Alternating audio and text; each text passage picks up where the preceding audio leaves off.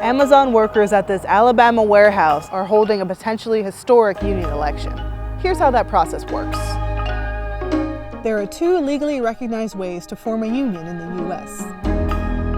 The simplest option is voluntary recognition, where the workers present a demand for recognition and the employer voluntarily agrees to recognize the union as their legal bargaining representative. This is the fastest and fairest option, but unfortunately, most U.S. employers opt to take the second route, forcing a union election.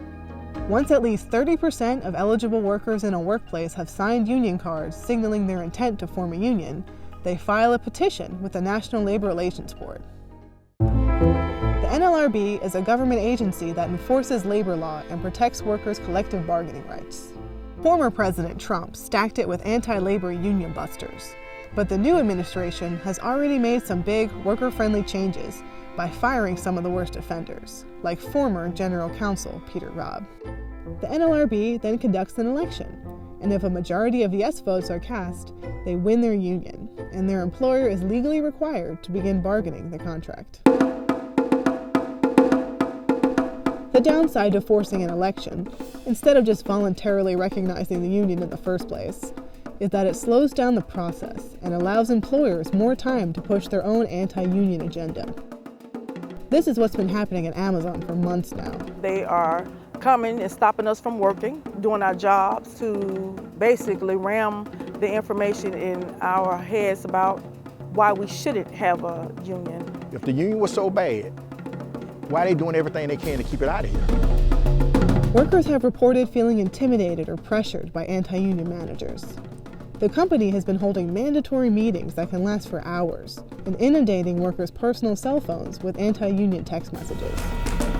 Workers say there are even anti-union flyers hanging in the bathroom stalls. Another union-busting trick that companies like Amazon like to employ concerns the size of the bargaining unit.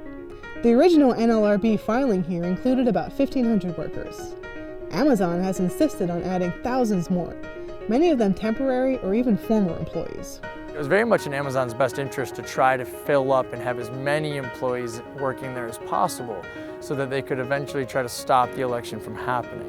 So what we did when we filed our petition was we filed with them thinking that we thought we only had 1,500. So then when we get to the hearing, come in there and they say, well, we have 5,700 employees. And we don't feel the union has the 30% that they're required to by law conduct an election. And we said, give us a few minutes. You put out the cards. Boom! Amazon never expected thousands of their own employees to organize in such a quick amount of time. It may seem counterintuitive to add more potential union members into the mix, but there is a reason why anti-union companies do this. Packing the bargaining unit with workers who may not necessarily be invested in the union, or may not even still work there, creates a higher threshold for the union to reach a majority. This means that the union will need to work even harder to get as many yes votes as possible, and every union card counts. But now that the election is off and running, Amazon has had to cease its union-busting efforts thanks to the NLRB's 24-hour rule, which bars employers from interfering with a union campaign within 24 hours of the election's start. This is a story about David and Goliath.